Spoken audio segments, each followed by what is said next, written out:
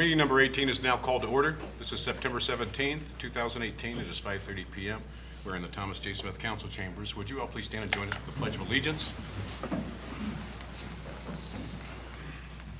I pledge allegiance to the flag of the United States of America and to the republic for which it stands, one nation, under God, indivisible, with liberty and justice for all. Thank you. Kathleen, can we get roll call, please? Phillips. Here. Graham Murray. Here. McCampbell. Here. Rinker. Here. Wilson. Here. Okay, I have, for a fact, one Mayor's Award winner tonight, so we'll open up with that. I'd like to give these out for people that are movers and shakers in Burlington, doing things that need to be recognized, and I'm glad to be recognizing you tonight. Be it known on behalf of the city of Burlington, Iowa, I would like to thank you for being a model Burlingtonian. Your commitment to the B-Town Block Party is truly a commitment to children, the families, and the neighborhoods, and the city of Burlington. You give of your time, efforts, and money, and it makes, I'm sorry, I'm reading too fast. You give of your time, efforts, and money, and it means a lot to me personally and to this city council. Keep up the good work, and know that you help make Burlington a great place to live, work, and play. On September 17, 2018, this Mayor's Award is presented to Victor Moore. Come on down.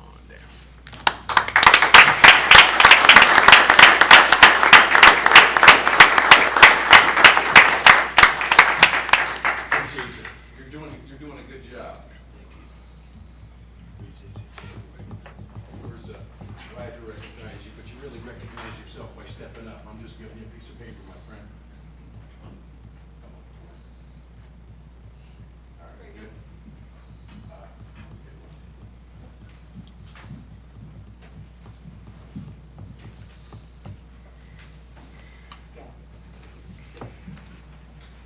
Thank you. Would you have a word, please?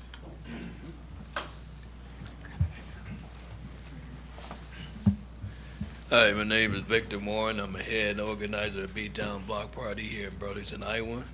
I'm over 3 parks here in Burlington, Sutherland Park, Gladys White Park, and Stonegate Park.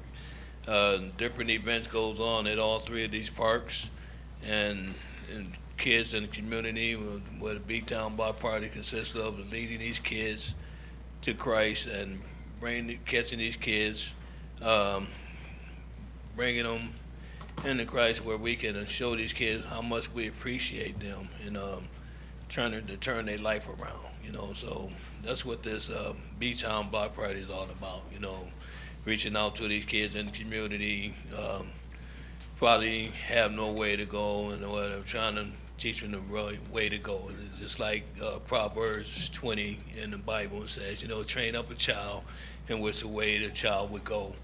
And that's what we're trying to do, lead these kids in the right direction, the way they should go, and not seeing being the trouble out here in the community, so that's why we put on these events, so we can have these kids something to do in the community, there's something not, doing something positive, something that's not, they're not doing anything in the community, and we're trying to keep them on the positive side of the fence and guide them in the right direction. Get their life on track, so I appreciate all the churches that came involved with this B-Town Block Party. Grace United Methodist Church, First Assembly of God, and Hope Community, and New Fellowship. Christian Church, so excuse me. It's all right. But I'd like to thank them, and plus I'd like to thank ADS also for being a part of it this year and everything, and I'd like to thank the fire department, Burlington Fire Department, and the police department for coming out and being amongst the kids also, so I greatly accept this award and all appreciation, and to the city council, all the council members, and I appreciate this, and thank you. Thank you for coming down. Excellent. Thank you, sir.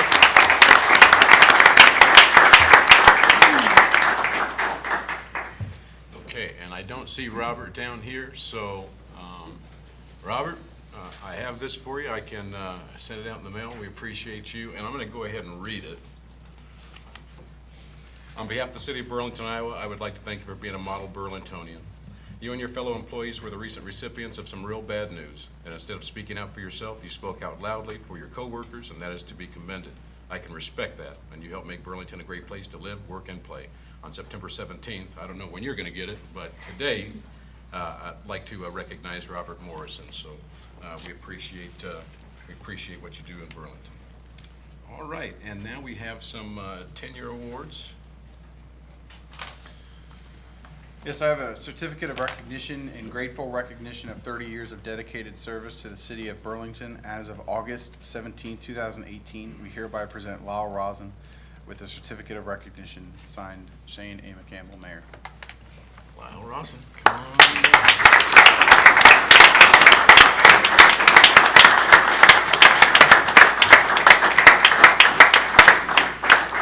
30 years, that's a long time. Tell me about it. I mean, this is a youngster when you started, of course. Absolutely. Got that for you. All right. Everybody, let's all, 30 years, let's all get in on this. Can I get, give that, Mr. Tisland, can we get your assistance? Yeah, it's all good. Ready? Thank you. Thank you. I wasn't ready. Here's to number 30. No. Have a word, sir.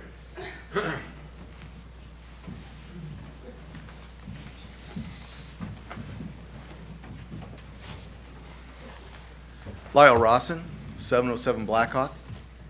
I'm here to talk about your chairs. Kidding. You wouldn't be the first. We just gave you a bracelet. I'm kidding.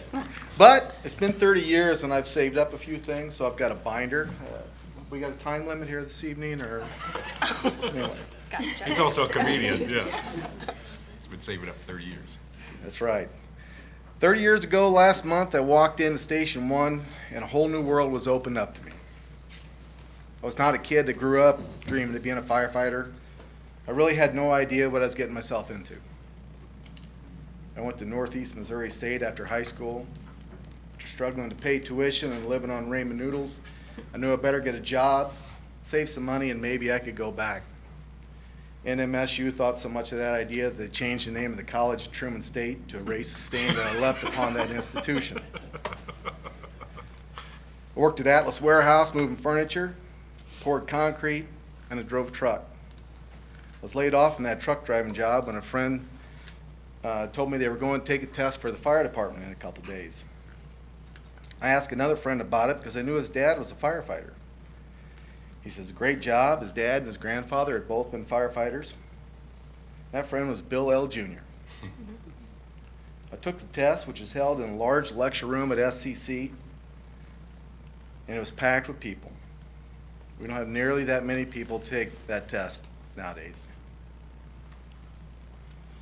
About a week later, I got a call, and he says, holy cow, dude, you got the top score on the test. His dad wanted to know a little bit about me. I thought, wow, no kidding. I needed a break. And was off to the next step, where I soundly defeated Roger Siefkin in the agility test. I got the best time, and he has never forgiven me for 30 years. I walked into the station that morning and sat down in front of Battalion Chief Bill Carlson. He gave me a stern lecture about what he expected from me, told me he was in charge, and to emphasize the point, he says, you see those tracks out there? I can stop a train anytime I want. Being duly intimidated, I was taken around the station and introduced to the most interesting set of characters I would ever meet. Warren Corman, Chris Ingram, Bob Voigt, Randy Johnson, Frank Guyan, Craig Titus, Darrell Bailey, and many more. Over the years, I've been blessed to work with a very diverse group of people, all from different backgrounds and interests. I worked with carpenters, mechanics, electronic techies, investment gurus, musicians, artists, equestrians, and even a couple thespians. All these people come together to form a machine that responds to life-threatening incidences. The machine is not built with identical parts. It's built with different parts that work together to form that machine. Those moving parts will cause friction, but camaraderie, a sense of duty, and a good personal foundation is the grease that keeps that machine moving. I want to remind my young brothers not to lose sense of that camaraderie. It's just as important to a satisfying, productive career as blind ambition. I've seen people at their worst, and I've seen people at their best on a regular basis. The worst are the victims. Injuries, shattered lives, destroyed homes. I've seen these things happen to people I grew up with, kids I've coached, and even a few relatives. That camaraderie and a healthy dose of gallows humor is how most of us cope. The best situations are watching my brothers respond and go into action mode when they know what they have to do and they just get it done. Sometimes it's a citizen that's trying to help, police officers doing their part, other professionals that are always ready to help. Living with your other family a third of your life can make for humorous situations. As Greg Smith will attest, you have to be careful what you say or do in the fire stations, and you're going to hear about it for the next 30 years. Family can do that. Remember the I can stop train speech? Well, several years later, when Gene Wilkerson failed to get a train stopped when we had a fire that crossed the tracks, someone quipped to him, "Well, I guess you're not as powerful as Bill Carlson, because you couldn't get that train to stop until it was a quarter mile past the incident." We all got a good laugh, including Gene, and that was rare. For a young man who had no idea what he was getting into, I found the job and the lifestyle suited me. I liked helping people, the sense of purpose. I liked the team I was on. The career has given me a comfortable home, allowed me to raise 4 beautiful, healthy, and talented kids. And I'm grateful forever for that. I will admit that the more mundane parts of our job has been a little challenging for me. You can only wash a fire truck so many times before you question your choices in life. But I'm thankful in recent years we finally stopped wiping horse poop off the truck tires on a nightly basis. And yes, that is a real thing. Early on in my career, I promised the guys that when I made chief, I was going to burn all the chamois in the station. Well, now that I'm looking at the sunset of my career, I have to apologize to those guys. So it looks like I'm not going to make chief. But somebody better guard those chamois on my last day. I want to thank Bill L. for giving me the opportunity, Bill Carlson for the excellent training. He was a taskmaster. He taught me about the importance of being part of the team and how to live in the fire station. I look around the station now, all the new faces of kids that grew up with my kids. And I wonder, when did I become the old guy? I may not run the steps every day at Station 1 like I used to, but I sure don't feel like that old guy. For one quick clarification, Roger Siefkin did get the best time on that agility test, but it's been fun teasing him about it for 30 years. Closing, I'd like to borrow from the immortal poet Jimmy Buffett. Some of it's magic and some of it's tragic, but it's been a good career all the way. Thank you.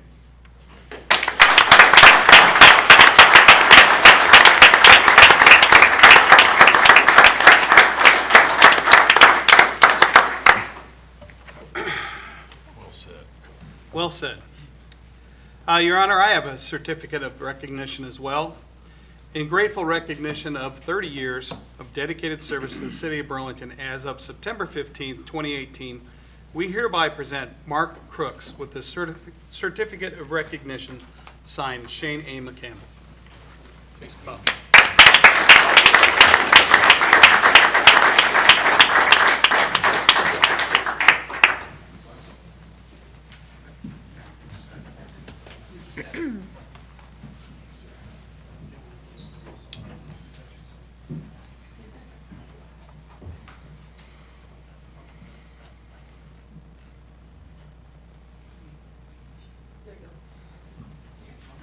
Yours, sir.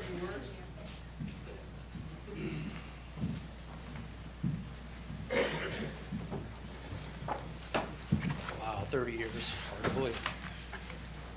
I don't have anything written down like Lyle did. I mean, we were really hoping back there he wasn't going to read that whole book. But, I will add that Lyle is one of the best cooks I've ever been able to eat food that he has prepared. I tell you what, there for a while you talk about the freshman 15. It didn't take long to put 15 pounds on, but I remember that test. We walked in the room. There was over 100 people in the room. Today, you're lucky if you get 20. I was the second one hired off of that list, and it was quite an honor, just like it is today, to stand up here before you guys. I don't know why I'm emotional, but whatever. The day before I started, so September 12th, 1988, there was a fatality in Burlington up on North Street. My shift had that, and I came to work the next day. And so not only were they trying to come to grips with what had happened on their shift before, but they're trying to break into Beeper. And it was kind of interesting for me to, I had had 4 years of firefighting experience with West Burlington before I came down here. And within probably the first 6 to 8 months of being on the job, I had already been to more fires in that amount of time than I had the previous 4 years with West Burlington. The experience that these guys have down here is just unbelievable. So I hope to think today that I bring enough to the table to show the new guys. Lyle and I were just talking, probably half our department's got less than 5 years on the job. And so the experience that we're bringing today is what those guys showed us when we walked in the door. So I hope to think in my current position that I am preventing a lot more fires than I go and extinguish. So anyway, I get up every morning and I thank God I'm able to come to work and do what I enjoy doing. So thank you very much. Thank you.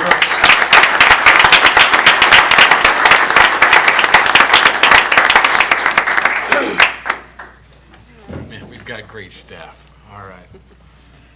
Proclamation. Yep. All right. I have a proclamation.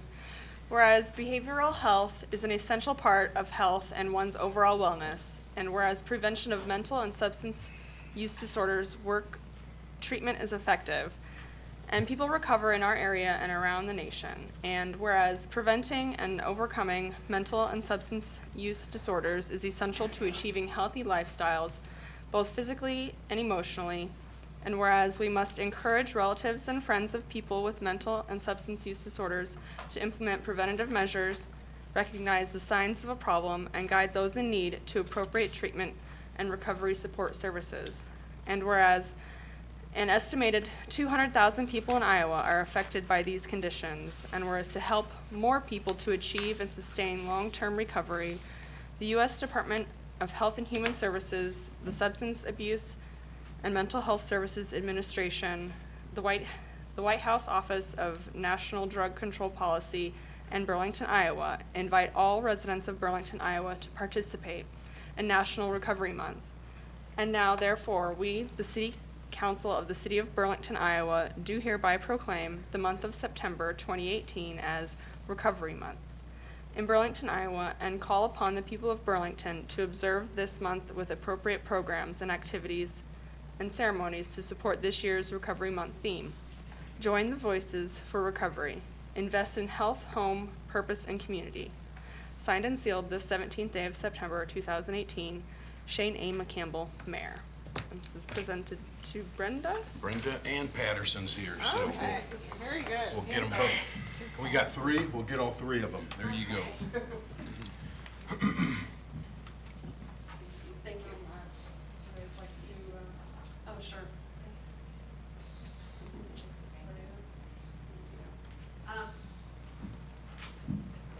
I'm a person of very few words, but I would like to recognize all of those who fight every day to maintain their recovery.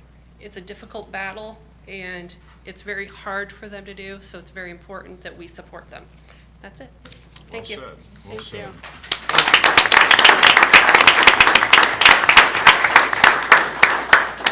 I want to thank everybody for coming down. We're gonna get to the ugly stuff, so we'll let you guys, if you wanna dip on out. And Mr. Crooks, Mr. Rawson, thanks for coming down. Appreciate the crew as well. Victor, thank you, sir.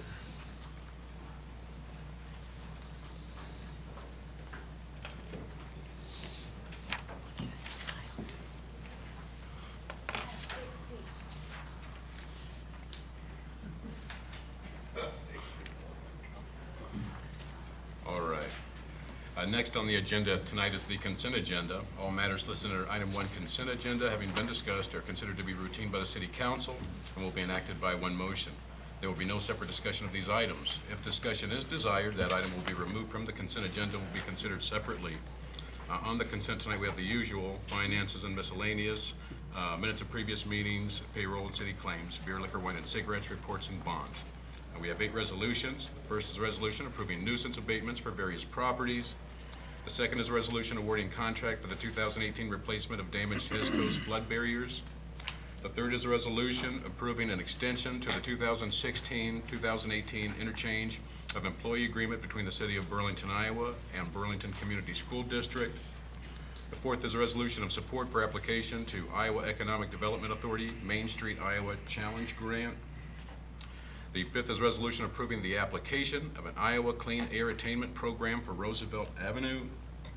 The sixth is a resolution approving the right-of-way permit process, application, and downtown parking fees. The seventh is a resolution approving fiscal year 2017-2018 street finance report, road use tax. And the eighth is a resolution approving transfer of $200,000 of funds for costs associated with solid waste program cart purchase. And then we have a public hearing set for October 1st. It'll be consideration of plans and specs for the 2018 West Burlington and Agency intersection traffic signal detection. Is there anybody from the audience that would like to have any of these items removed?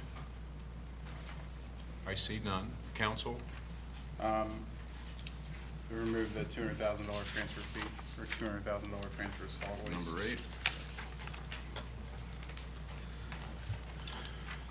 Okay, can I get a motion? Your Honor, I have a motion to approve all listed under item 1 consent agenda with the exception of number 8, resolution approving transfer of $200,000 of funds for costs associated with the solid waste program cart purchase. Second. Moved in second. Kathleen? Phillips. Aye. Graham Murray. Aye. McCampbell. Aye. Rinker. Aye. Wilson. Aye. Okay. This is time for consideration of an ordinance amending section 100.62.d, determination of the stormwater utility fee right-of-way of chapter 100 stormwater management and drainage systems utility of the city of Burlington Municipal Code. Second? Do you need a second? James? 100.62D outlines what the definition of right-of-way is. Currently, it reads that it's public highways, roads, alleys, and railroad right-of-way to be exempt from the stormwater utility fee. This would add public airport runway right-of-way and public airport taxiway right-of-way to that exemption schedule. It's the only change associated with this, specifically in regards to the stormwater fee. Sounds good. We've already been here, so. Any questions, concerns from the audience? Yes? Mary Beard, Southeast Iowa Regional Airport Director. I have some letter for you all to look at here tonight. And then on the back side is actually a drawing, which I will explain a little bit more about what I'd like to talk with you tonight. Sorry, John. Oh, that's my fault. Thank you. Thanks, Mayor.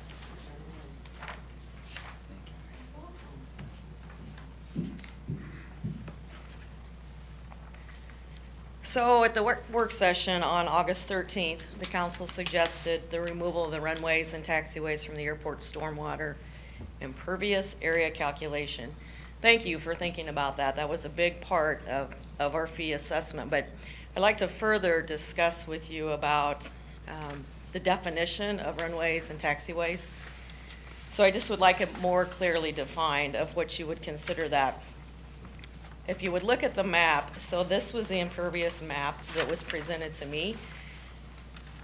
The bubbles and the squares, all of those things are some things that I'd like to further discuss with you. Items numbered on this map, 1, 2, 3, 4, 5, and 6, are Federal Aviation Administration on airport visual and lighting lighting aids. They are required for the safe operation of the airports. For all purposes, they are equivalent to roadway lighting. Item number 7 on the map, that's the payment west of the terminal building, and it's around the hangars. We call that the aprons. They are utilized to provide free public services to corporate, general aviation, and commercial aircraft. Item number 8 is actually the public entrance road to the airport, which is really equivalent to a frontage road. Item number 9 is the parking lot east of the terminal building. It's free public parking, and I think that's similar to the free public parking at the Memorial Auditorium, the Port of the Burlington, the train depot, and the library. Item number 10 is actually the fire station. So although that property is deeded to the airport, the facility is actually occupied and maintained by the city of Burlington for essential city services. Item number 11 is the taxiway delta. And then the items number 12, 13, 14, and 15 are all areas on the airport property that serve as stormwater detention systems for the city of Burlington water runoff. So I'd just like to say that the airport serves as public transportation of aircraft to the very same purpose as vehicles do on public roads and trains do on rails. The current stormwater fee plan exempts public highways, road and alley, and rail right-of-way, and I think the airport should be exempt as well. So I'd just like to ask you to consider revising the map for us to remove all of these other fees. Do you guys have any questions for Mary? So in addition to the language that's there right now, you're simply just wanting to exempt service roads and aprons, correct? In Well- addition to what's there right now, and the fire station. And parking lots. The parking lots, I would say, I think that's free parking like the rest of them. There's the taxiway that was still on the map that should be removed. But wasn't the taxiways excluded? It was not on my revised billing, it was not removed. James? The 11 is what you're talking about. They don't, when were making that determination, they didn't call that a taxiway. Do you taxi planes on that? Absolutely. That's one that you can probably have a discussion about getting that removed. I mean, just in the definition of taxiway, without changing any definition to what you're talking about. I mean, Some of those areas are gravel. Not sure, I think you were talking about paved areas as well. Some of them are graveled areas. as far as gravel go, I remember having that conversation. Gravel over time becomes non-porous, which is why it's considered. It's still an impervious. It's impervious, yeah. Is it still? Okay. Can we get some direction, James or Nick? Again, this is a compromise that was suggested from the attorney in how to deal with this. As he looked at different communities, I mean, there aren't too many places where an airport is in the city limits. There's, Davenport is one where they charge for the stormwater fee. I think there was another one that they listed where it is. They haven't seen that this exemption really used this way, but it certainly is one that fits within the definitions with railroads. It just doesn't come up as something to have very often, but as they went through it, I mean, practically speaking, if going to the exemption schedule that they're asking for, you might as well just be exempting the airport property in totality is what she's asking for, which is different from doing this ordinance change. That is not the preferred or recommended route from the attorney. This was the method to get the majority of the property out of the fee. But this is up to you on how you want to deal with it. Now, in terms of what fits within the definition of what you could call taxiway or runway right-of-way, you can have some discussions about trying to include some of those pieces, but going too far and you're getting into a different type of discussion. Fire station. I mean, are we going to charge a fee for the fire station? Which we area? don't own, but That's my point. yeah. I mean, technically under the system right now, we're going to charge them for the Yeah. fire station, which, Yeah. okay. I mean, it's, Yeah, I think what I remember of the conversation is areas where they had, no offense, rental income. That was one of the areas that we were looking, that there ought to be some fee there. I remember that if I discussion. remember, the spirit of the conversation was directed solely at charging them only for spaces where there was rental income. Right. It wasn't necessarily, and I know we talked directly about taxiways, runways. I am cool with 10 to 11 though. Yeah. Yeah, the rest of it, I just need to, yeah, I'm gonna have to give this some thought, but I'm definitely, yeah, I can see on number 11 that would definitely need to, If that fits within that does. And 10 is one that you can have a discussion, I think, without violating a whole lot when we're occupying the building. But does seven count? I mean, that's part of a taxiway, isn't it? It is part of a taxiway. So that's I'm where. not sure. I don't know where the right designation goes, and some of it, I'm not sure what you're including to, around the private hangars, I don't know where that fits into that definition. I don't know how you, I'm Well, okay we don't with have a how great this- way to treat it. and No, no, and neither I'm okay do with they. how this reads. I think we just need to sit down with Mary and define what is what. Yeah. I mean, Yeah, and we can keep in mind, most generally, airports are operated and owned by the city entities, you know, and we are one of the few small airports, regional airports, that are not designed that way. Well, isn't the spirit of the ordinance to do that, and can't we just take this list and work on it and On some. get the definitions from there afterwards?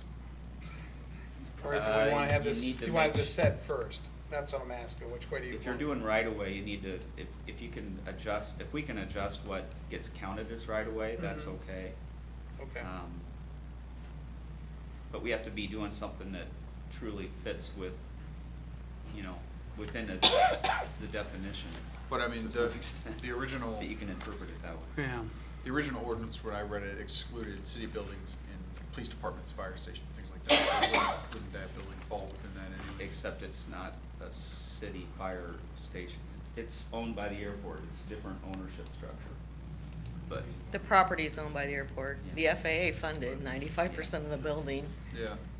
is it one that we can probably get away with and be okay with it being for I mean, at municipal least if you average the calls, most of the calls service the city, they don't service the airport, so even on a percentage basis, I'd like to think that in the spirit of the ordinance, that it would be.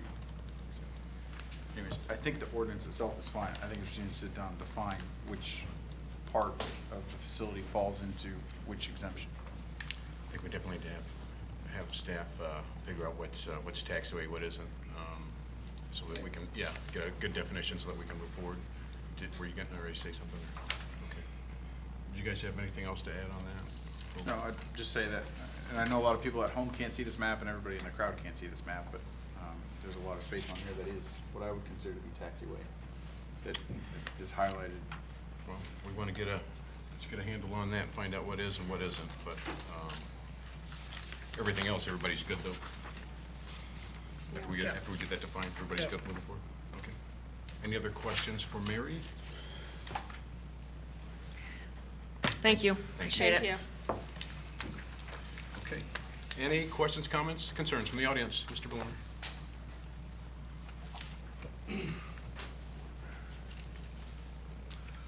I am Mike Bloomer. I'm the administrator now for Aspen Grove Cemetery. So I guess I'm going to add another unique situation to the council in regards to the stormwater utility. I opened the bill a couple of months ago, noted that our bill had gone up about 3,700% from our original in regards to the stormwater. We've been around for about 175 years. And in that period of time, Aspen Grove Cemetery has grown to incorporate the city in a good working relationship. And also in that time, we've grown to 133 acres, and we have about 11 miles of roadway within our facility. So one of the unique things that comes into play here is that during the construction of Sunnyside Avenue in 1926, the city developed that and utilized Aspen Grove Cemetery as their runoff for storm utility. So currently, we have approximately 4 city stormwater lines that are running through our cemetery and depositing water into Hawkeye Creek. So I'm well aware of what the code reads. I don't think the spirit of the code or the ordinance was set up regarding the uniqueness of what the cemetery has. I think what the council needs to look at, and I'm not here to appeal what the calculations are or anything like that. I guess what I'm looking at is that if they could actually look at a credit system for some of the businesses like ourselves in regards to this. Originally, we had a natural ravine system that ran through the cemetery. And so we, of course, are having some issues with some of the city lines that are coming through. So, like I said, I'm not looking at an appeal. We fall within the letter of the law. I just don't think that we were set up in regards to what the spirit of the law actually was set up for. Well, well, in discussions of this ordinance, I know we were talking about that eventually we were going to have a credit system for some of those things. And I believe that's still in the plan. Is that not right, Nick? Or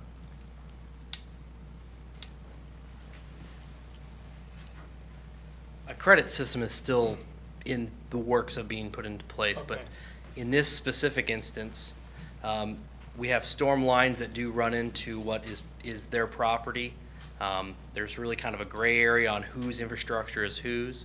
I think Jesse should have been reaching out to you to talk about, we're willing to do some cost share participation on fixing some of the storm lines, but as far as a credit system for the actual storm lines on the property, it isn't really the intention. The intention of the credit system is to have the credit system is to pay for retaining water on the property and not getting it into the tube to get it out to the creek. So this wouldn't really necessarily be a credit system application, more of a cost share between the city and Aspen Grove to improve the infrastructure when it's needed. Part of that would be that you have some private stormwater needs within Aspen Grove itself, and part of it is that we do carry water across it, which is where there is a need to have a cost share Correct. on those And we've already lines. looked at the project that they're talking about on doing a cost share. But it's not a credit on the bill. Now, there are other things that we could do. I mean, the credits, and this is one where, as Mary is making her presentation at the airport, we need to work out, are there improvements that are there for water containment that justify having a credit to the bill that we can, justify having something to reduce their bill for that. Well, Same could be in done the at your airport's site. case, there are 2 retention ponds on site that the city did, or the developer did when they did Mason Road. yeah, that's what I thought. And when we get that credit system in place, then those will be things that'll automatically be adjusted to their bill, right? Well, we'll have to talk through who did what on regards to that and how we work through those details, but yeah. And there are further improvements that could be made to those retention ponds because they're not quite large enough to handle all the runoff off Mason Road anyway. Okay. Works for me. You guys good? Thank you, sir. Frontage roads is another thing, and that's in regards to the size of your bill. A large piece of that is frontage roads, and he's not the only property owner in town that deals with that. We have several places where we have frontage roads that are on private property. Most of the areas, if you think along Roosevelt, you got frontage roads out there that are private roads, and whoever owns those is being assessed on it. It does add up quickly, but it's also a reflection of, as you develop, it has a significant impact on our overall system, and part of the reasons that we end up having larger stormwater events, unfortunately. Satisfied? Yep, they're good. Thanks, sir. Any other questions? Yes, sir. Charlie Walsh, 1619 River Street, past chairman of the Airport Authority. You talk about Davenport, Jim. That's not a commercial airport.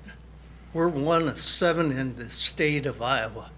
And I think this is totally a disgrace on Burlington.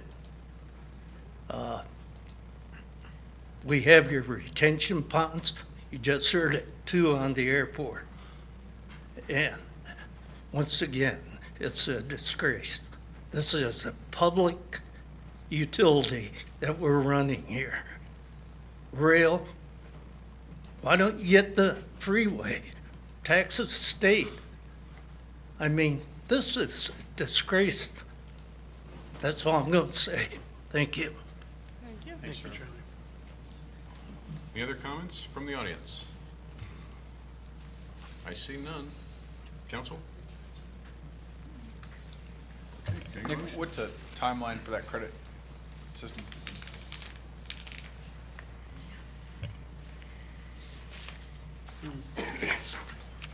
I don't want to rush the credit system because I know Waterworks has had some issues in some of the billing regards. I don't want to try and shove a credit system on top of a stormwater system that hasn't been, it's been difficult, I'll say that much. And then also you have the trash income. But sometime this fall, I want to make sure that everything's ironed out before we put the system into place. But by year end, we can expect to see that in place.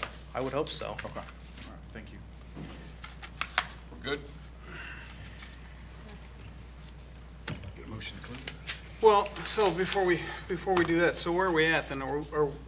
We're in the first reading here, so we've got some work to do to try to work out an agreement here. Is that correct? That is correct. So if I move to close and we vote for the verse, we still have 2 more readings to go. Well, but That's I think correct. we're okay on the language, it's just the definition. Right. We need to square away with that. And that'll be tightened What up. they're probably- We'll get this tightened up beforehand and get some agreements made. Okay, Your Honor, I have a motion to close. Ready, second? Second. Thank you. Kathleen? Phillips, Aye. Graham Murray, Aye. McCampbell, Aye. Rinker, Aye. Wilson. Aye. Your Honor, I have a motion for the preliminary adoption of the first reading of the ordinance amending section 100.6.2.d, determination of a stormwater utility fee right-of-way of Chapter 100 Stormwater Management and Drainage Systems Utility of the City of Burlington Municipal Code. Second. Moved in second. Kathleen, let's vote. Phillips, Aye. Graham Murray, Aye. McCampbell, Aye. Rinker, Aye. Wilson. Aye. Okay, moving forward, number 2 is a consideration of a facility use agreement with Southeast Soccer Academy, CISA, for use of fields at the Burlington Regional Recplex, continued from the September 4th, 2018 City Council meeting. And Mr. Tislin? This is an agreement with Southeast Soccer Academy for use of practice fields 5, 6, and 7 as shown on the map here at the south end of the Recplex.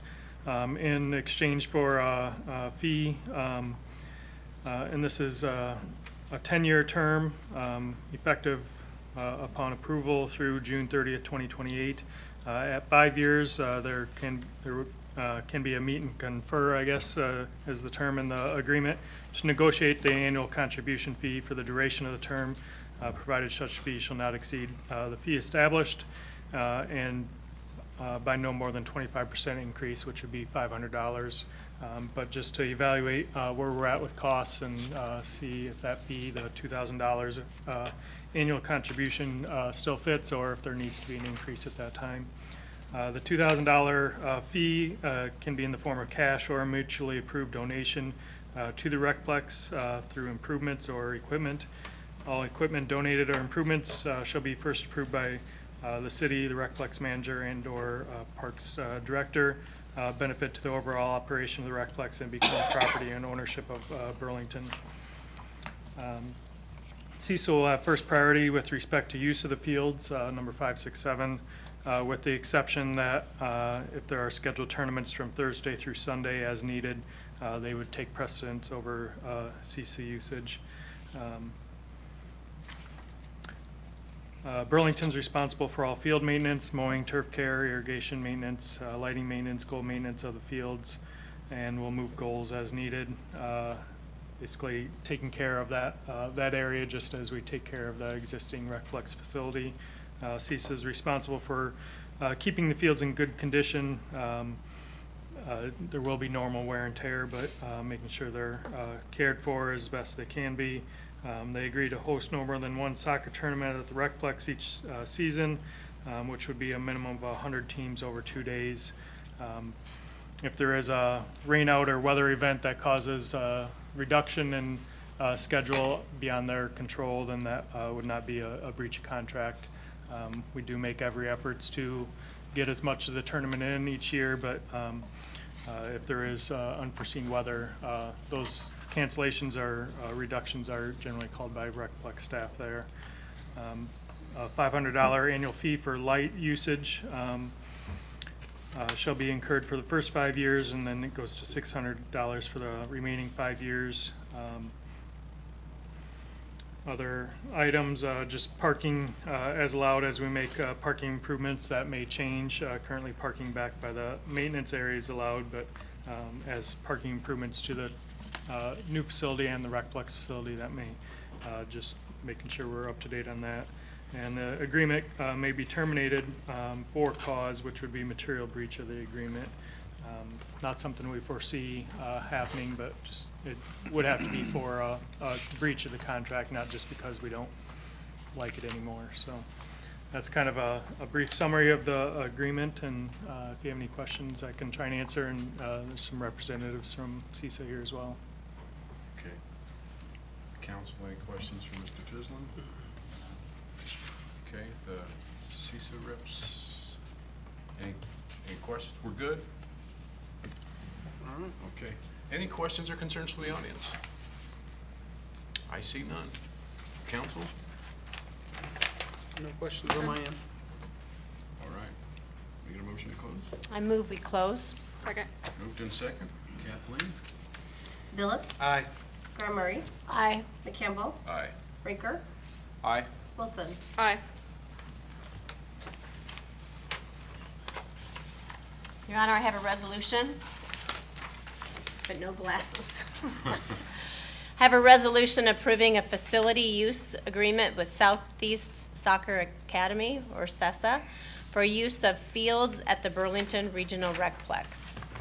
Second. Kathleen, let's vote. Phillips. Aye. Graham Murray. Aye. McCampbell. Aye. Rinker. Aye. Wilson. Aye. All right, well done. Thank you, gentlemen. Can I have a motion for preliminary adoption of the second reading of an ordinance amending certain sections of Chapter 105 Garbage and Solid Waste and Chapter 106 Collection of Solid Waste of the City of Burlington Municipal Code? I need Can a I get a second. second, please? Second, sorry. Sorry. just like- Mr. Fitting? Okay, this ordinance, proposed amended ordinance is recognizing the change in the program from citizen-owned carts and containers being used for the set out and collection of garbage to carts that are purchased and supplied by the city of Burlington. The lion's share of the language pertains to recognizing they are city-owned carts. I wanted to draw your attention specifically to the section under collection service being number 4, where it identifies the three sizes of containers or carts that the city is purchasing and distributing to the citizenry. It's a 35-gallon cart, a 65-gallon cart, and a 95-gallon cart. I also wanted to point out that in item number 5, it indicates that it limits the use of the trash tag that historically has been used in the city for a traditional trash that is in bags only. In other words, citizens are not allowed to use their own cans as they have in the past and attach a trash tag to that item for us to collect. It's supposed to be in a 33-gallon bag and a trash tag attached to that.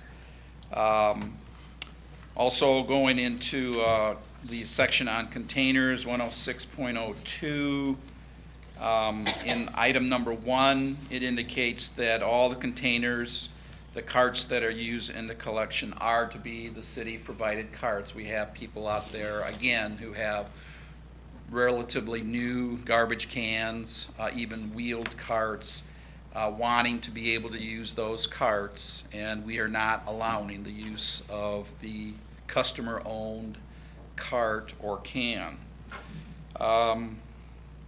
Also in number 2, under containers, it talks about that the garbage, the trash that is not inside the city-provided containers will not be collected if it's not bagged and tagged. Again, once again, it needs to be bagged and tagged if it's not within the existing or the city-supplied cart. On the item number 6, it talks about, let's see here. No, I want to talk about item number 5. It says that all garbage is to be in plastic bags to prevent liquids and other spillage, and this is supposed to be done before they place it in the cart. And again, we're talking about garbage, food related material, putrescible material, rotting, releasing liquids, attracting vermin. These types of materials are to be in a plastic bag, sealed, closed tightly before it's placed in the cart.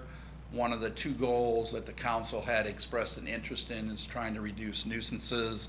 Certainly attraction of vermin and insects and odors and spillage are all contributors to nuisances. And so this type of material is to be bagged and sealed up before it's put into the cart. And then also in that same item, item number 5, it indicates that the lid of the cart is to be fully closed. That doesn't mean that it's partially open and it's supposed to be fully closed. The lid is supposed to be resting on the rim or the seal of the cart, and that's intended again to limit the amount of nuisances that might otherwise be a result of garbage in that cart, as well as it keeps rainwater out of the cart. And item number 6, it specifically states that keeping the cart clean is the responsibility of the resident. Even though the cart is owned by the city, the resident is expected to keep their cart clean and relatively sanitary, again, helping to keep down and control nuisances.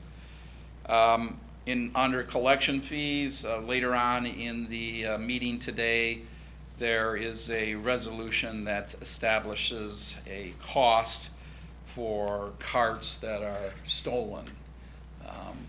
And that will be something that will be discussed later. That's something that is required in this particular section of the ordinance. And then finally, we have struck from the ordinance the language pertaining to the reduced base fee under property tax credit program.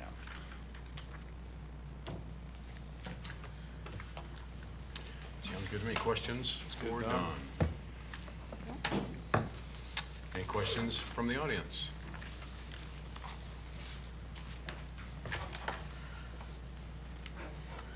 Past Mayor, past Councilman, Tim Scott. Tim Scott, 2017 South 15th Street. I'm just going to reiterate what I said last week, hopefully explain it a little better than I did. One, I don't believe that the public had an opportunity to compare the trash containers. And I'll explain. You had them out, and that's commendable that you thought of that and that you put them at 3 different facilities around town. But I can tell you there are people that don't know the difference between the wastewater treatment facility and the water plant. There are people that don't know the difference between the wastewater treatment facility and the water department on 3rd Street, on 3rd Street, yes. They don't know the difference between that. One lady went to the water department and asked about the trash cans, and they said, well, we don't have them here. They're up at the, you can go see them at the library. And she commented, well, wouldn't this be a better place? And they commented, well, we don't collect garbage. And she says, neither does the library. So, I mean, she made her point, and I thought it was a valid point. But I want to use myself maybe as a comparison to many, many others in this community. I go to work at 5:15 every morning, and I don't leave work a lot of times until 6 or 7 o'clock at night. And I do this mostly 7 days a week. And it's by my choice, and it's because of the upbringing that I had from my parents, who believed that in the Protestant ethic, work hard and prosper. And I really believe by working hard that I might not get rich, but I'm going to prosper. And when I go to work in the morning, I am amazed at the number of people that are already at work, number of small business owners that are already at work. And when I go home at night, those same business owners are still at work. I think a lot of this come about because of OSHA regulations and other things, but I think it also come about because of nuisances. And this is not going to cure any of those people that are creating the nuisances. They don't give a darn. They just don't care. And and that's sad, but I got to get back to that, the part about not being able to see the containers. One gentleman told me that, after he read the article, he ran out to Public Works. Public Works wasn't open on Sunday. He thought they'd be out front where they could see them.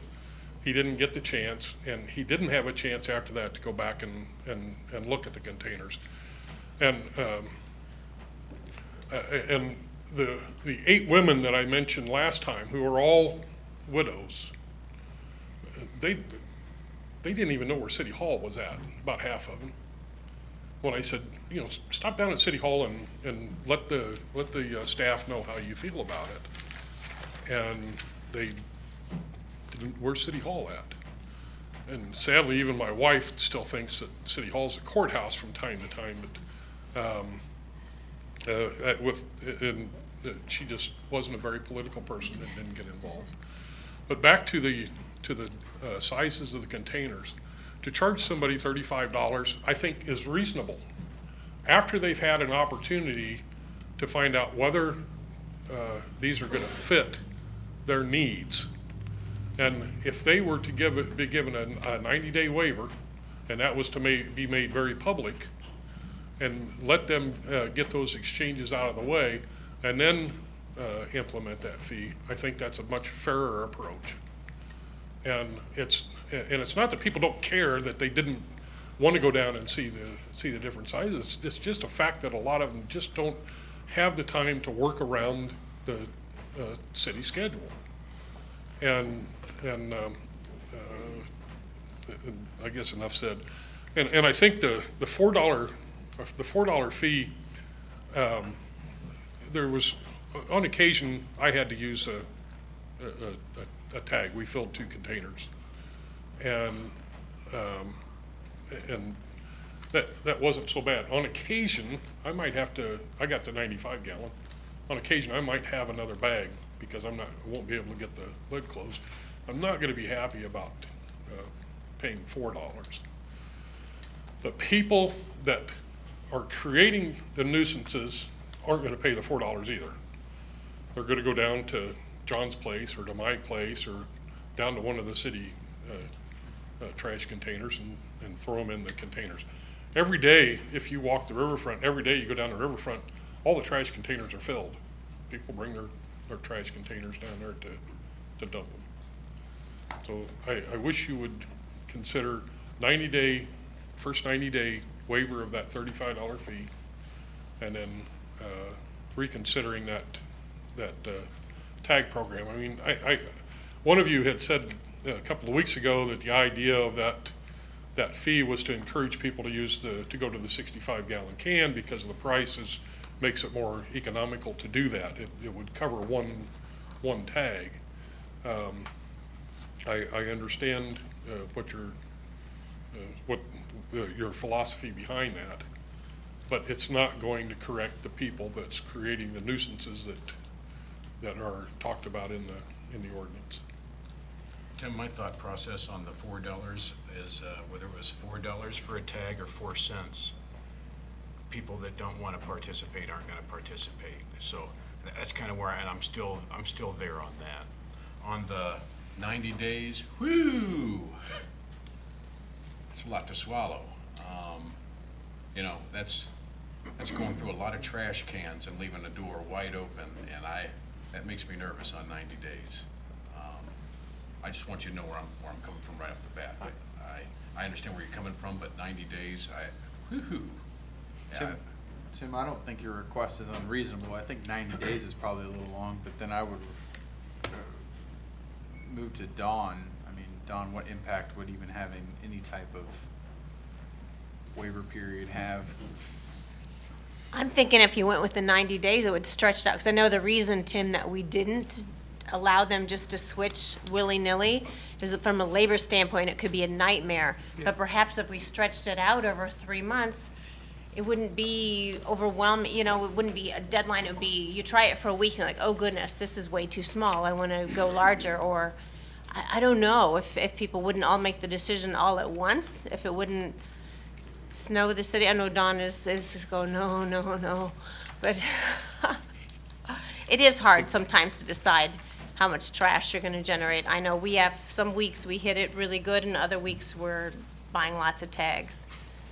And it makes me growly to have to buy the tags, so I agree with you there. So, I don't know. I echo what you say about dumpsters. I've had dumpsters since I've been in Burlington, because we either had a business or I worked with a business for them. None of my employees have ever used those dumpsters, and none of my family ever did, but we would have to dumpster dive from time to time to rip open a bag of trash and see whose name was on it, and then we'd call them up and give them a chance to come get it, or we'd call the law. And I don't think anything is ever gonna stop that. If you're that type of person, I'm sorry, we're not gonna be able to help that, period. I just think that's just in those people's DNA. I wish there was a magic wand, but I would agree with you on that, though. That's a pain. I just think that no matter what we do, we're not gonna be able to satisfy everyone, and you know that, obviously. You know, you bring up some great points, but I just think that we need to get going on this and get it settled. Unfortunately, I think the stress of having an opportunity to switch out cans for free on the employees would be a great stress, I think, trying to get all of them switched out and who wanted what instead of this. And Well, somebody's gonna need a different can, they're gonna need a different can. So Yeah, if it's, absolutely, if it's free, if it's but- $35, it's all gonna come the the same point way. is that they will think about it a lot more. The guideline is where you have a 33-gallon can now, and we're telling, if you're satisfied with that size can, you use 35. I mean, it's pretty simple in that regard, because if that's what you use, fine. And then if you do generate a couple of 2 or 3 trash tags a month, then maybe you want to go to the 65-gallon, which is still, even at $2 a piece, would still save the resident money. And that's why we went with that program. So the guideline is, if you're happy with the can you have now and you don't generate that very much, you go with the 35-gallon can. So, I mean, that's why it was structured that way, and we've had all kinds of meetings on it, because we were trying not to penalize the citizens, but also help out at the same time. So I'm comfortable with where we're at, to be honest with you. I think you're gonna be a little more surprised that, there's gonna be half of those people that don't know anything about the program. They don't read the Hawkeye. They don't, the mail card that they got in the mail went with the rest of the occupant mail that they get on a regular basis that fill those trash cans pretty fast. Yeah. And they didn't even read it. They don't, you know, it's, and that's sad, but that happens. That happens, and there's going to be an awful lot of people that are upset when they're told it's going to cost you $35 to get that smaller can, and they're going to see the increase in their bill because they're getting a 65-gallon can automatically, and then they're going to want to switch, and they're going to be told you're going to pay $35. I think you're going to have a lot of phone calls about it. I've had a lot of phone calls about it, and I'm not even on council anymore. I understand. Don, do you have any idea what the percentage would be? I know Davenport did have an opt switch out program.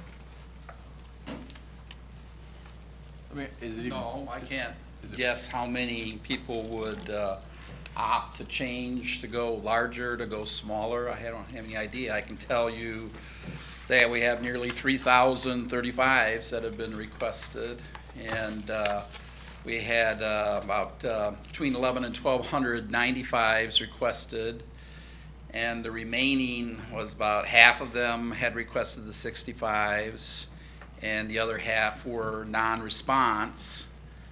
We had much fewer non-response than most of the experiences that the people, so I think that the city did a very good job of getting the information out. I can't say that I recall having at all received a phone call from someone saying, I can't get down to the locations where the carts are during office hours. Now, maybe people don't have access to the phone during their work hours. I was basically, I'm there pretty much a lot of time, a lot of hours. But I know City Hall directed a lot of telephone calls to us, and I know that the Water Department directed a lot of calls to us, people making inquiries about the trash carts and how the program, a lot of misunderstanding as how the rates were going to work. And I would be very anxious if we were to open it up at this stage of the game and say, try it if you like it, if not, bring it back and we'll exchange it. I don't really know what the order's been placed based on what's been asked for. I will say that I've had a lot of conversations with two communities, and both communities have said people tend to go bigger, not smaller. And I have had people who are working in the field saying, don't let your council choose a 35. You're going to have a lot of headaches with a 35. And they are going from 35s to 65s and from 65s to 95s in the communities that I've been talking to. But just the dynamics of dealing with the telephone calls and taking carts out and exchanging them out, it would be, I think, a very difficult time. I understand that there are people out there who likely didn't get the information. I will say we had a higher percentage of replies than what's normal. We've spent a lot of time, made a lot of handouts that went out to people, but I don't think you can reach everybody. You just can't. I've had people tell me I don't take the Hawkeye, I don't listen to the radio, I don't talk to my neighbors, I don't read my mail. And we say, well, how are we supposed to get the information to you? Well, you can knock on the door, and my guys have gone to doors and knocked knowing people are home, and they will not answer the door. So it's difficult to educate the public.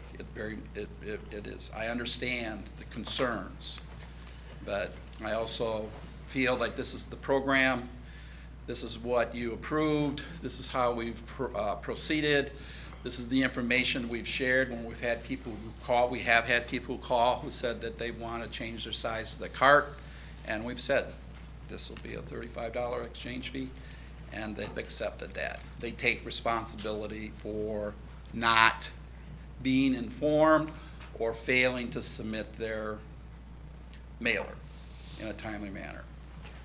I just want to add that it's, I know you can pick apart, nitpick and pick apart every decision that we make.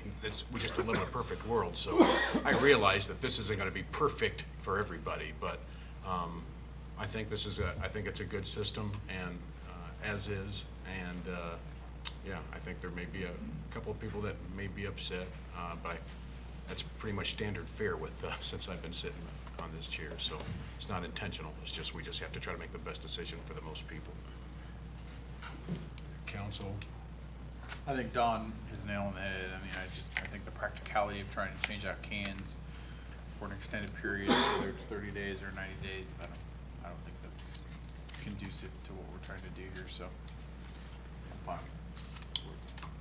Okay. Thank you, Don. Thanks, Tom. Thanks, Tim. Kathleen, let's vote.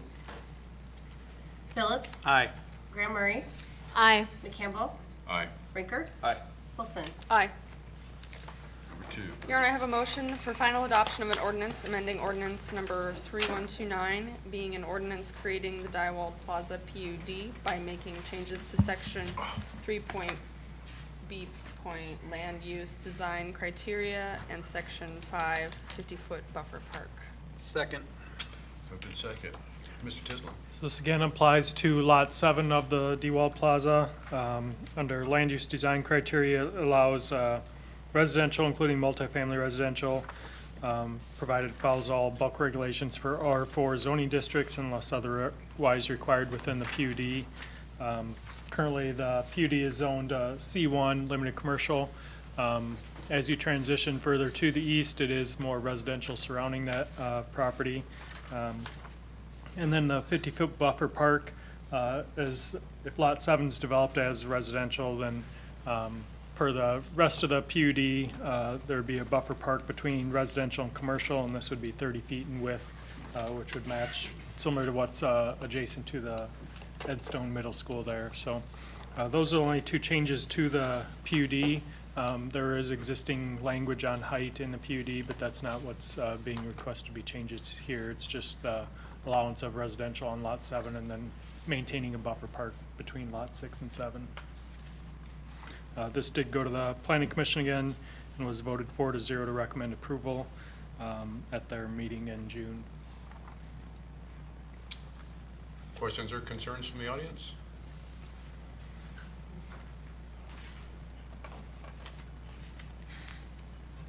Charlie Walsh again. Airport. We've talked about this before. We've sent requests to the council. We're FAA. There's things that have been done in Burlington that do not pass the FAA rules. These are very questionable right now. And once again, I can only speak for myself, but a board member, we do not want this, or I do not want this to happen. Lot 7 is way too close to the airport and the runway. And totally, I don't know what you people are thinking of. Trying to get more tax dollars? I mean, this is a commercial airport. You don't build a home right at the end of the runway.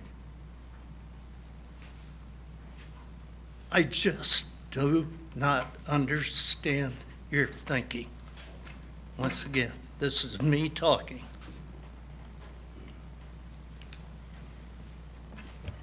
You have any questions for me?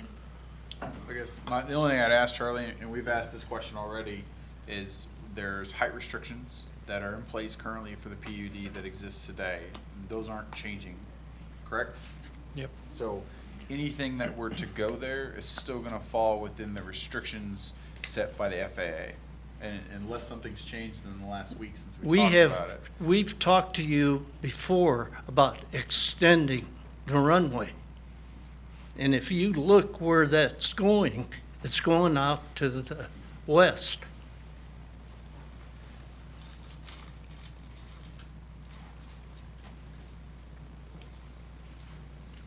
This is the first time I've heard about the extension of a runway, so. We it's not talked something about that's that talked probably about. 2 years ago, 3 years ago. And you weren't here. And we would need to extend the runway to bring larger planes in? No, Isn't it that was a because proposal? of the National Guard facility. We've already cut the runway short already on the far east end because of intrusions of houses built off of Parkway.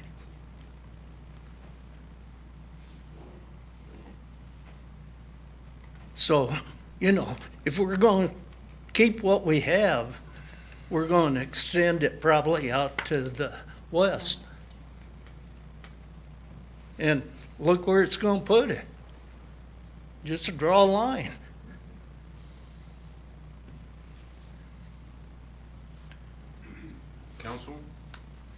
Thank you. Any other questions? No. Okay. Kathleen, let's vote. Phillips, Aye. Graham Murray. Nay. McCampbell, Aye. Rinker, Aye. Wilson. Aye. Resolutions, number one. Your Honor, I have a resolution approving a white box for a depot for Greer's Restaurant. A second? Second. Mr. Tislin? I don't know exactly who Which needs was to resolution speak is- on this, but this would be coming forward because as we tabled the subsequent, or the next resolution that's on the agenda, which Nick will be talking about, this last week, Economic Development Board met to discuss modifying the request for funding to help support this project. The approved amount that had come out of the Economic Development Fund or Economic Development portion of the local option sales tax was $120,000 previously. The request was to ask if they would consider to up to $50,000 of additional funding to cover the base bid. The base bid doesn't need $50,000 to cover the actual costs to have an adequate for contingencies in there. We had a discussion about needing to have about that amount to give you leeway for just depending on what happens with construction. The Economic Development Board did approve that request, and it's being brought forward to you to authorize, or essentially to ratify their agreement to use an additional up to additional $50,000 of that economic development portion of local option sales tax to finish off this white boxing effort. Do you have any problem with us using that 50 grand, James? It's no, a couple of years ago, I would have been in a position saying that I didn't recommend doing this project without, just in terms of it's an awful lot of, I can't say that it makes sense to spend this much money on a white boxing effort, especially when we don't have an actual agreement put forward that you can cost justify it off of. However, in this position where we are at this point, where we have gone through the design phase, we've gone out and gotten bids, we spent money on the sewer lateral, we've gotten additional through the efforts of the prospective developer. Really, we've gotten an additional $75,000 of grant funding from the state. It doesn't make sense at this point to stop a project based on the amount of shortfall that you have. Thank you, sir. Any questions, comments from the audience? I see none. Council? I'd say I agree with Jim. I think that's a conversation that should have been had, but it should have been had a couple years ago. So we're committed to it at this point, so I'm okay with moving forward with it. Council? Good. I'm good. Kathleen? Phillips, Aye. Graham Murray. Abstain. McCampbell, Aye. Rinker, Aye. Wilson. Aye. Resolution number two. I have a resolution awarding contract for the 2018 Depot White Boxing. Continued from the previous meeting, SG Construction was the low bid with the base bid of $172,063. Take a second on that. Oh, It was I'm sorry. already introduced and seconded It's for already prior been meeting. done. I didn't interrupt, did I? No. I No, go apologize ahead. if I did. With an alternative bid of $18,430 for new framed windows and panes. With the added $50,000 to cover a contingency on that, my recommendation is changed to award bid to SG Construction for just the base bid. I would like to see the windows be corrected with this, but seeing as the money was kind of an issue, I would not try and do that alternate number one. Thank you, sir. Okay. Questions from the audience? I see none. Council? Kathleen? Phillips, Aye. Graham Murray. Abstain. McCampbell, Aye. Rinker, Aye. Wilson. Aye. Okay, number three. Your Honor, I have a resolution approving a purchase of a fire engine for the Burlington Fire Department. Second.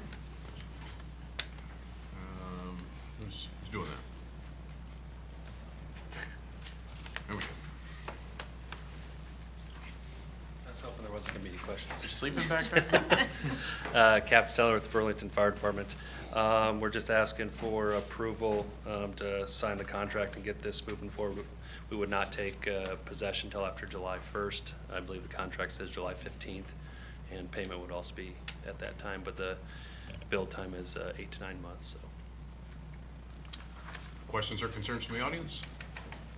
I see none. Again, Counsel? this is a CIP item for fiscal year 2020, which is part of the reason you're looking at a vehicle being delivered in July, paid for in July, but with the lead time required to get that done, this is the time frame to start that process. This would be paid for, anticipated with bonded funds. We'll be doing a borrowing next spring to provide the funds to cover this. Right on. Okay. Thank you, sir. Cap? Counsel, we're good? Good. Kathleen? Phillips. Aye.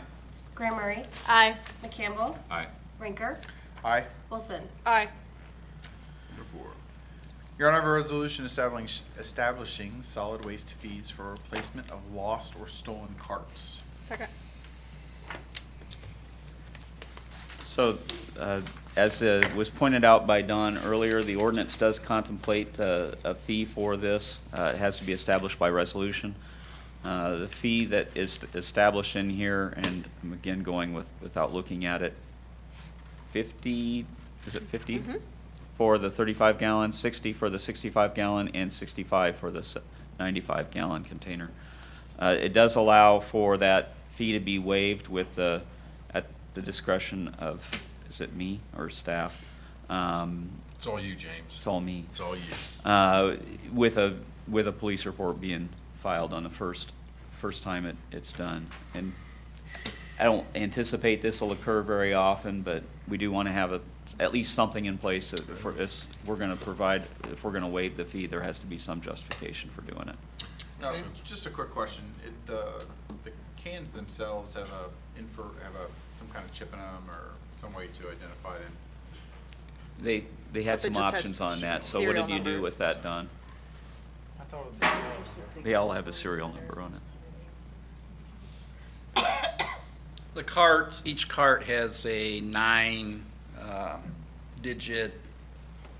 serial number associated with it as they deliver the carts, which starts next Monday. They record the social security number, the serial number. Yeah, they go to every resident and they say, what's your social security number? It's been a long haul, Don. Serial number with each residence, and that's provided to us in a database. It's also got, what do they call, a barcode thing on it.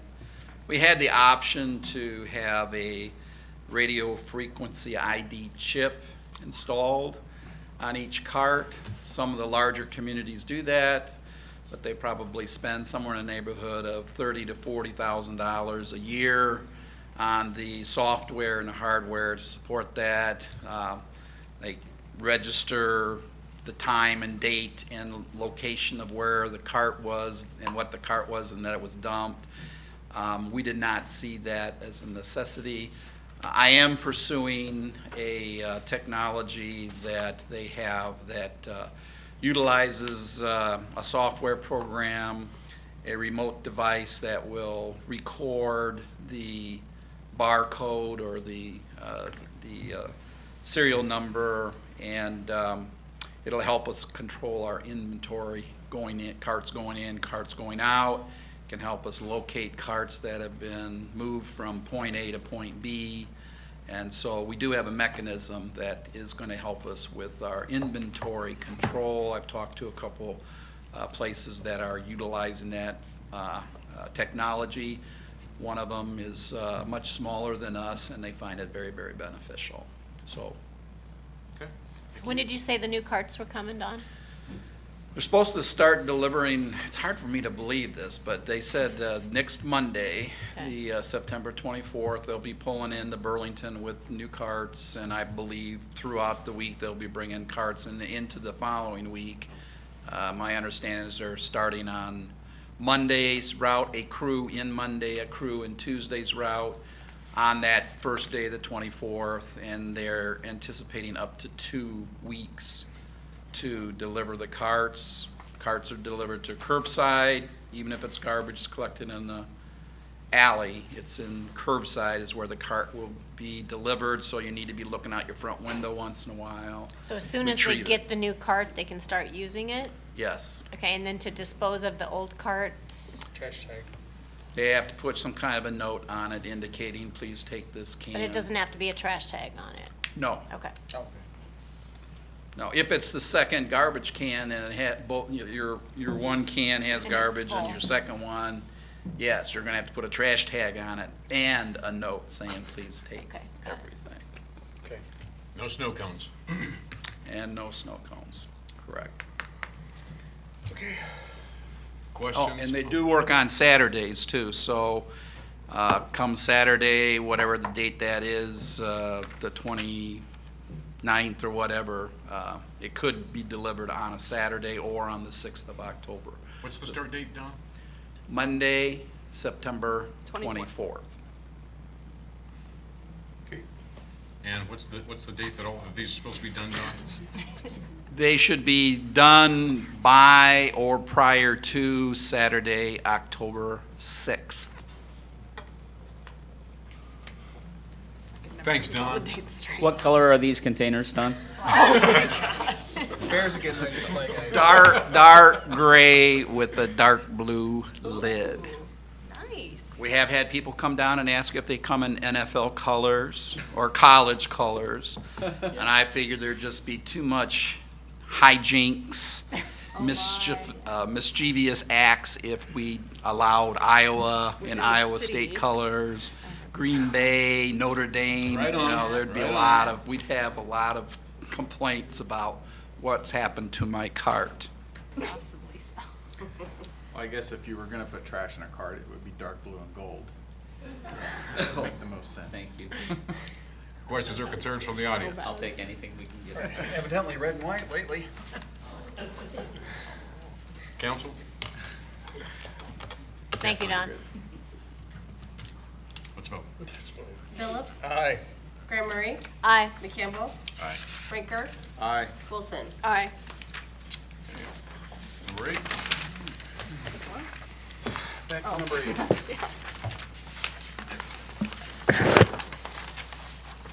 Number 8 is a resolution approving transfer of $200,000 of funds for costs associated with solid waste program cart purchase. Counselor? I need a second. Second? Thanks. Counselor? So I pulled this off, simply, and I brought it up last week. I'm okay with, moving some of that money, but I view 200,000 is too much, especially considering it's one-time money. I see that fund as a fund that over time will replenish itself. I like the idea of having a buffer there, and I understand the requirement to having that 15%, but still, that's not money that's gonna be replaced on an annual basis, and we have no idea what's gonna present itself over the next couple of years, whether it's deficiencies in the SAFER grant, or projects that are brought to us by developers, or parks that the community decides they wanna get behind in order to fund, whatever it may be. Once that money goes in there, it's gone, so. Unless there's an immediate need for it, I'm okay with, like I said, moving $50,000 over, but 200,000 I see as a number that's more than it needs to be. So that's why I wanted to pull it off. Before we get to you guys, comments, concerns from the audience? I see none. Council? Where was last week, man? I mean, Yeah. I'm fine with it. I'm fine with it. I mean, I understand what you're saying, and I get it, but I Sure. also, Yeah. trust Jim with his. I trust him too. Oh, I know. No, I That wasn't. message Yeah, happened. I'm just gonna follow Jim's suggestion on this one. I'm okay with it. I'm ready to stop talking trash for a while. I don't think we're ever gonna stop talking about trash. Good? Escalate. We're good. Kathleen? Phillips. Aye. Graham Murray. Aye. McCampbell. Aye. Rinker. No. Wilson. Aye. Okay. This brings us to comments from audience. Is there anyone from the audience that has a comment? Past Mayor, past Councilman. Yes, Tim Scott, 2017 South 15th Street. I had to get up and be first because those chairs are killing me. Those chairs are They're brutal. Yeah, horrible. Those chairs Have are been for years, been saying that for years, but, Council, according to Wikipedia, we have something in common with several communities in Iowa and several communities throughout the United States, about 200 of them. But in Bloomfield, Cedar Rapids, Clarence, Clinton, Dubuque, Fairfield, Leon, Mason City, Des Moines, Manly, Independence, Decorah, Grundy City, Muscatine, Sioux City, Waterloo, Waverly, Woodbine, Fort Madison, Mount Pleasant. We had something in common with them. That we were all recipients of a Statue of Liberty replica. And all of the communities I mentioned still have their Statue of Liberty on display. We don't. It's put away safely at Public Works. But I was reading Facebook the other day, and it was stated by a city employee that they're thinking about giving that to the Des Moines County Historical Society. I'm telling you, I don't want to see that happen. I want it back on the riverfront. We spent an awful lot of time, we spent an awful lot of citizens' money building that base, restoring that statue, and putting it on the riverfront. And I want to read something from Wikipedia. It says, today, many of the statues have been lost or destroyed, but preservationists have been able to account for more than 100 of them. And the preservationist list was short. I know they're short quite a few because Fort Madison, Mount Pleasant wasn't on there. Fort Madison's in Central Park on the southwest corner or southeast corner of the park. And in Mount Pleasant, it stands in front of the Henry County Courthouse. The BSA Troop 101 of Cheyenne, Wyoming have collected photographs of over 100 of them. And Wikipedia's list is approaching 150 examples. And that list that I mentioned was Wikipedia's, and that's where I said they were short Fort Madison and Mount Pleasant. Examples of statues can be found in Birmingham, Alabama, Fayetteville, Arkansas, Pine Bluff, Arkansas, Greeley, Colorado, and this is what it says in here, at the Mississippi riverfront in Burlington, Iowa. And then it says at Overland Park, Kansas, and at Chimborazo Park in Richmond, Virginia. They pointed out in Wikipedia and all that information they put in there, they pointed out only where Burlington's is at, on the riverfront. That's some free publicity for tourism, if nothing else. And liberty's still very important to an awful lot of people in this community and in this country, though we're losing more and more and more of it all the time. And I believe in liberty and freedom for all. And I will fight tooth and nail for freedom and liberty in this country. And I want something that I can go look at and that I can give a bath every July 4th like I have for the last 17 years. I want to continue to do that. And I would, before she gets put back up, I'd like to have her taken back in and repaired again. Someone has taken a couple of the spikes off of her head, and they've put another dent in her. I don't know if you see the picture that I had of her arm that instead of being like this was like this. Her chest, her feet, her abdomen had been stomped or punched and flattened. Her face had been flattened. The book that she held was torn in pieces, and part of it was gone. She stood from 1950 to 2002 out at Dankworth Park, and it was a beautiful stage was built for her. She wasn't elevated; people could walk right up to her.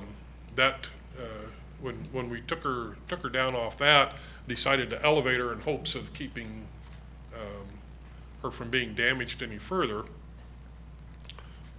They took down that old stage, that old platform that she stood on. It was gorgeous, and the base that was built was built by a mason that volunteered his services, and the material as well as the restoration was paid for by citizens of this community. Matter of fact, I believe there's about $1,500 still in an account for maintaining her. what needs to happen is something that didn't happen was she needs to be waxed a couple times a year. And that'll keep her from turning that greenish color that she does. I tried using some can't remember what it's called, stuff that you brighten your silver with and copper. Brasso? Well, it wasn't Brasso, it was a liquid kind.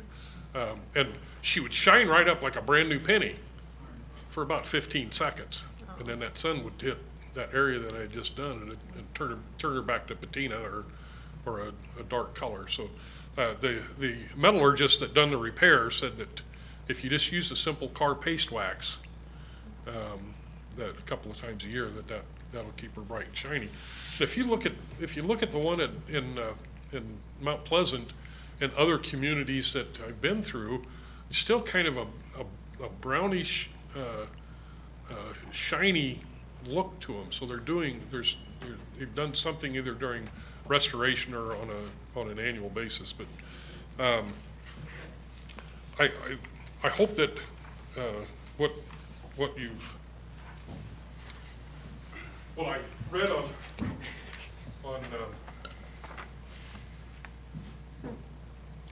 what I read on Facebook wasn't true, that it wasn't even being considered.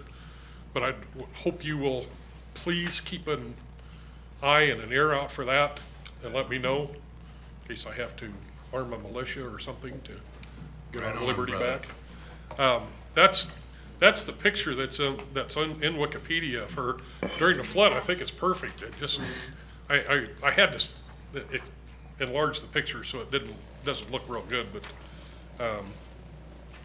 I just thought I would share that with you. I know you can't respond or say anything at this point. It's part of that liberty that I talked about, that we can't even communicate back and forth, and that too many lawyers get involved, and they don't allow communication between citizens and their elected officials anymore. I can say this, though. You brought this up when when we were on the council together, and I was all in then. And nothing's changed with me. I'll leave it at that. All right. Thank you all. sir. I gotta leave. Thank you. Thanks, Tim. I can quickly Don't worry, respond to Tim. that. I don't know who said whatever they said, but that Statue of Liberty is in the building that I oversee and isn't going anywhere. So I would like some direction on what we're supposed to do with her. I mean, Right on. you know, she does need some repairs. Okay. We need So to bring that it's up and figure out. still in my building, so. Awesome. Thank you, sir. Thank you, Thanks, sir. Tim. Thank you. Thanks, Tim. Anybody else, comments from the audience? Mr. Sloan?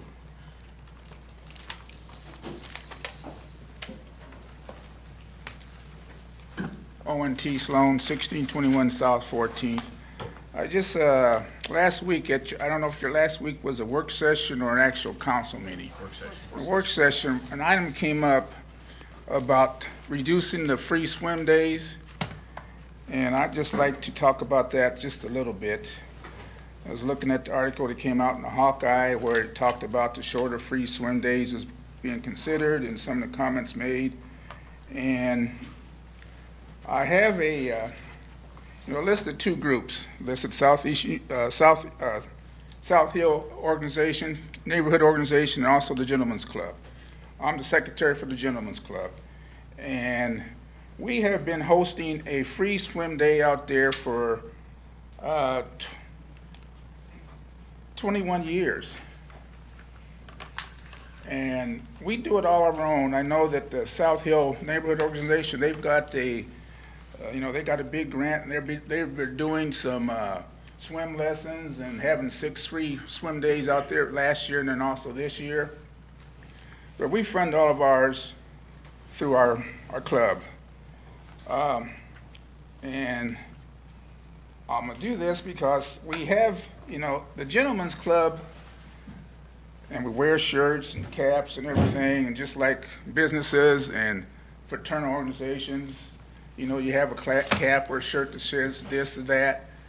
And when we formed the club, people would say Gentlemen's Club, and at that time, there was those clubs right across the river in Gulfport that were called Gentlemen's Club. So we have a disclaimer, we're not that type of club. And over the years, we had to we had a lot of people ask, well, what do you do? What's it about? So we had some flyers made up. I'd like to give the council each one of these to kind of let you know what we do and what we have done over the several years we've been in office, because you may not know just what.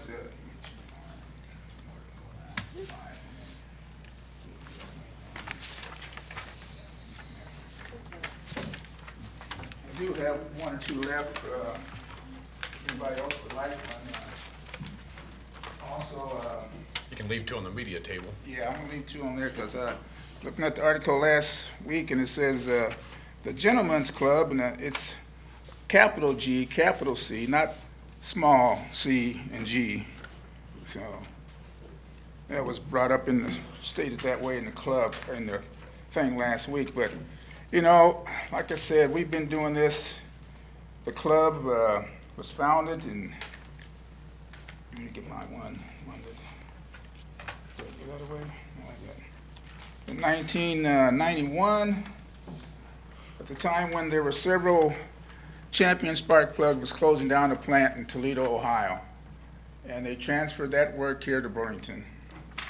And there were several hundred people transferred from there to here, and some of the men and women that were transferred Toledo was a bigger community. They had a lot to do. They were 75 miles from Detroit. They got here in Iowa, and they wondered, what the heck are we going to do here in Iowa? So they were used to having a lot of social things and stuff. And so the men formed a club. You can read about it, but I'm not going to go into a lot of detail. But, you know, over the years, it was just a social club. We still meet once a month. When we first started, we didn't really have a place, and we just met at the members' homes. And then it was always on a Sunday, and the following year, this time of year was nice, because after the meeting, we'd have a little social hour at the house and maybe watch the first half or the first football game on Sunday afternoon, and then we'd be done. But anyway, over the years that we've been hosting our swim club, we've only had 2 incidents where we had to have a problem. One year there was they said it was a homeless lady that was walking around the locker rooms where people changed clothes there and was messing around. That got taken care of right away with the golf, or us, and then also the workers there at the swimming pool, the lifeguards, and we got the police out there, and the lady eventually got taken care of. One other time we did have a scuffle or some arguments with some people. We handle it. When we're out there and we've been renting, we take that eastern shelter house right next to the fence on the east side. We get the city, Brad's been great with us. He's been with us since, I think, 2002. And we get a few extra park benches there. We supply our own. We get a grill. We have free food, hot dogs, chips, cookies and drinks, punch until it's gone. The lifeguards come out and have food.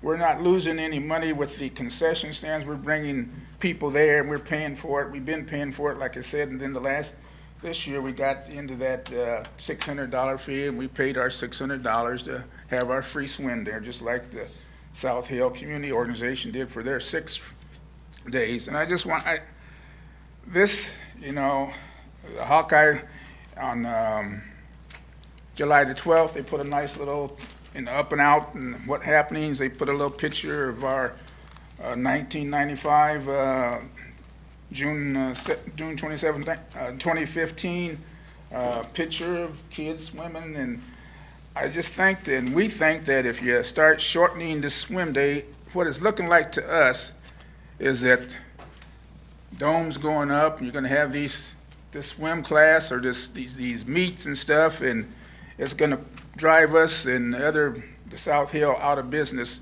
because you're going to have people doing a lot of meets. And, well, I'm just saying, when you see this and it says that there are a lot of problems with fights or disturbances out there, and I don't know, like I said, I just know about ours. I don't know about what's going out there with the South Hill community organizations. I do know one of our members is the president of that, and I haven't heard anything from him about having a lot of problems out there with people, but kids. But anyway, as you read over this, what we're about and what we've done, we've also hosted for the last 24 years, we've given out scholarships to graduating seniors here in Burlington and around.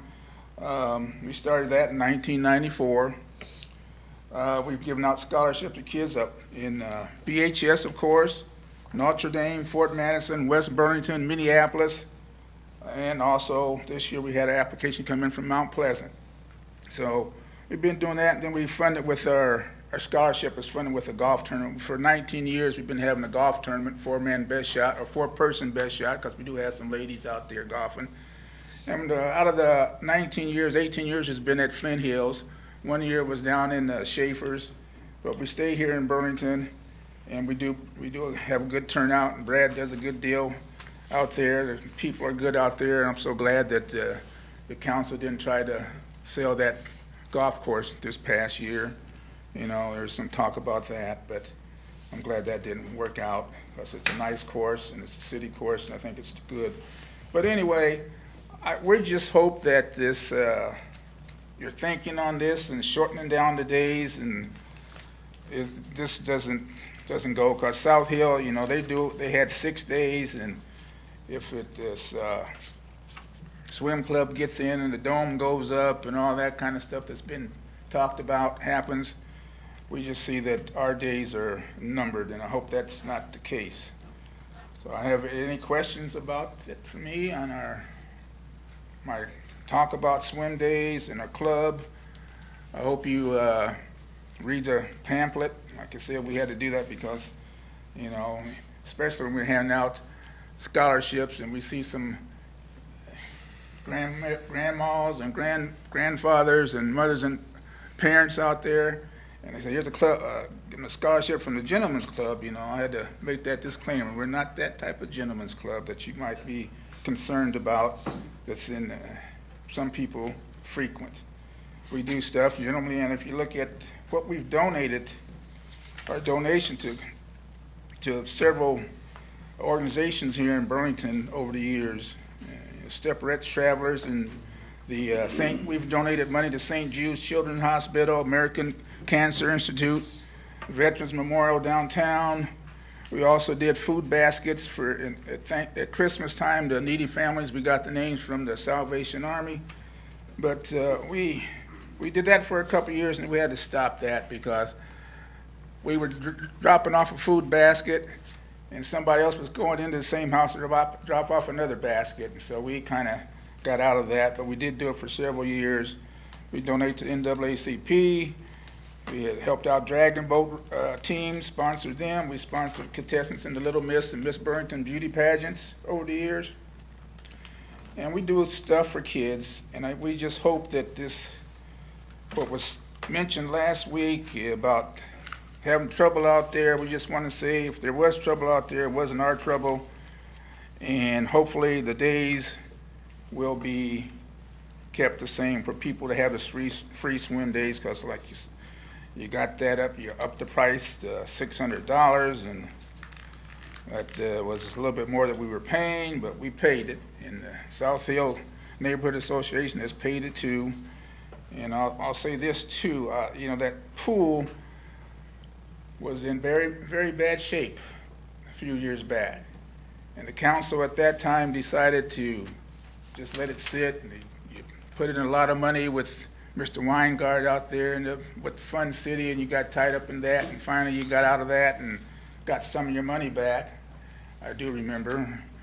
And now you got, you know, a couple years back you resurfaced the floor in the pool, so the kids ain't scuffing up their feet when they're walking around it, and got a new pump in it. And I just hope that the city keeps it going, because it is an attraction and a draw, especially to kids in the summertime. And with that, I'm open for any questions, comments. If there's anyone in the audience, I do have a few flyers, pamphlets left. If you would like to have one, you can see me afterwards, and I'll be glad to give you what I have. Appreciate you coming down. Thank you. We can't get into a back and forth, but I'll tell you what, if you stick around afterwards, I'm sure I can put your mind at rest. But I will say this, Burlington appreciates the Gentlemen's Club. That was never at you know, I don't know how you, what you read or how you read that, but that was never an issue, so I just wanna make Well, that publicly the said since you article came had- down. Well, it was just We, a general. we- You know, the only two people that, or two organizations that mentioned was the two that I mentioned, I'll us. talk to you after the meeting, I'll Okay. let All you right. know the deal. Thank you. Thank you. Anybody else from the audience, comments or concerns? Mr. Tislin?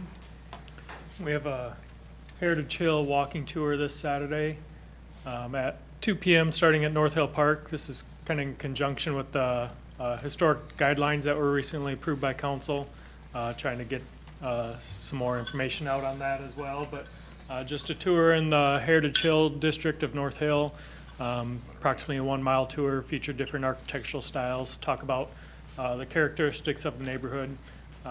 So we welcome anyone that's interested in history and architecture to come on out, and there'll be a guided walking tour throughout the Heritage Hill district on Saturday. Is that it? Yep. That's plenty. Kathleen? Counselor? Last week, I went to the League of Cities annual convention in Council Bluffs. Charlie Nichols, Jim, myself went, and it was phenomenal.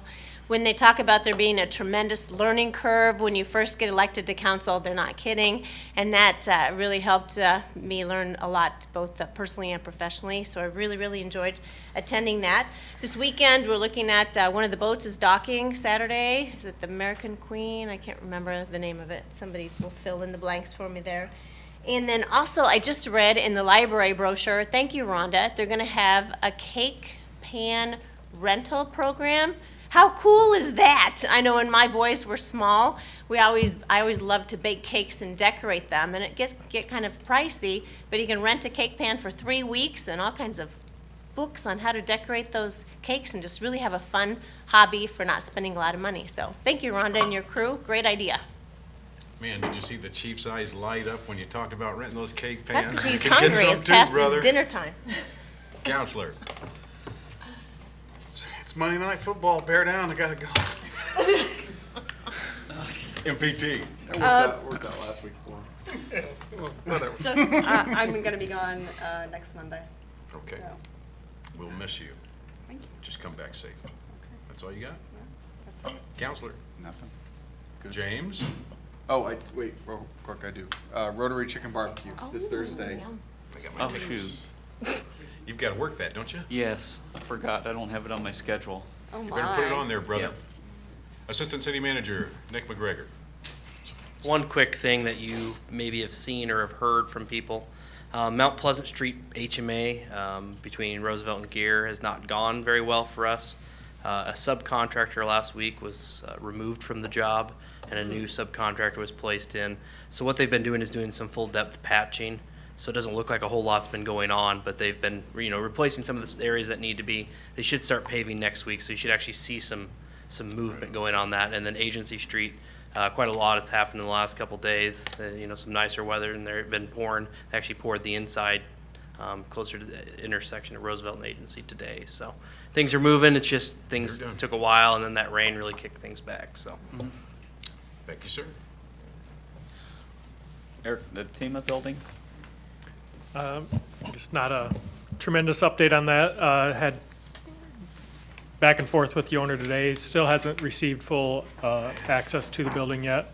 I think they're still on the insurance side working through all of that. So having a message into the insurance company as well, trying to get a time frame on that, but he doesn't have full access to the site. His conversation last week was he does have gonna hopefully have an engineer on hand right away to evaluate the existing structure, and he's indicated he too wants to see the street open up as soon as possible, but we need to work through that process. But until he actually gets ownership or control of the building, he has ownership, but gets possession of the building back, he can't do anything with the site. Yeah, so not much to be able to update beyond it. We're kind of stuck waiting for the insurance investigation, which is still. Whether it's investigation or just the insurance company in general. Wanting to have it, waiting to, just in case. I don't know exactly where they are in it, but they still have a piece that they're waiting on to see what. whatever potentials they're looking at.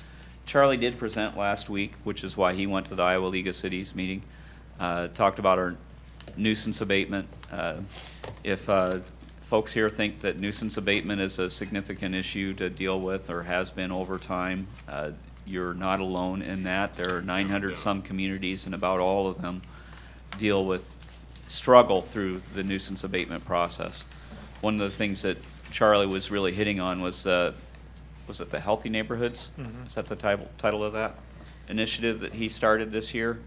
That is something that he wrote an article on that was in the Cityscape magazine, I think in June. I don't know if hopefully you noticed it, but if you didn't, you could go back and take a look at it.